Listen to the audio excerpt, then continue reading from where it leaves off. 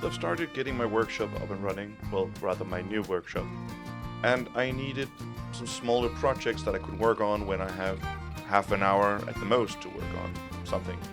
And that I could also do inside in my office while I'm doing other things. And I recently got into making music again, mainly synth music and, well, music you make on your computer. But I also found my old electrical guitar that I learned, or I tried learning how to play some years back. So I wanted to try and make some guitar picks, because one of the reasons I stopped trying to learn how to play the guitar is because the guitar picks were a pain in the ass for me to use. So I wanted to make my own. So I make some various ones, or I did make them. I made some various picks of different materials to see, well, do I want to have soft wood, like the soft or wood in the redwood family, or do I want some walnut, or do I want some cocobolo, or do I even want to just go for some horn?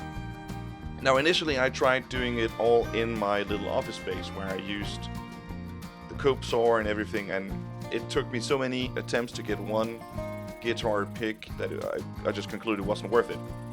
Because the whole using of the cope saw made the whole thing vibrate, and then it breaks at some point. When it gets small enough or thin enough, it breaks with the cope saw, no matter how slowly I was sawing. So instead, I found my dremel in all my boxes, and the dremel with a little cutting blade that made short work of it. And because I weren't making any jerking motions, it stayed, even though they were quite thin. So I just carved a lot of them out and went to town like this. Changed from the cutting tool on the Dremel to a rotating sanding part just to finish the edges. Also FYI, this little sanding tool is not good for your nails, so later you'll see I'm wearing a band-aid because it slipped from me because I was being too violent. You have to always be careful with rotating tools, because they'll get away from you. So most of them are modeled after this simple plastic pick, and except for the horn one that you'll see later when I'm playing it. You can also see the horn in the background here. This is a small flat disc, and they are really good for making this thin part in front of the pick. So when you have to play the guitar, it has to be a little thinner than just, what I had initially. So I tried to get them all to around the millimeter, because then I could compare the sound. In the end of the video, I'll have the sound of the different ones, so you can also just skip if you want to hear what it sounds like.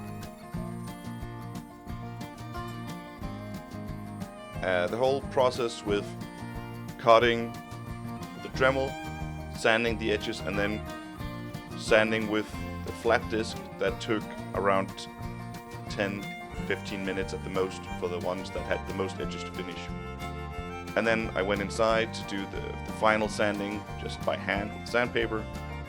And here you see the initial batch of one of each, the different ones. And then it's just a bunch of sanding.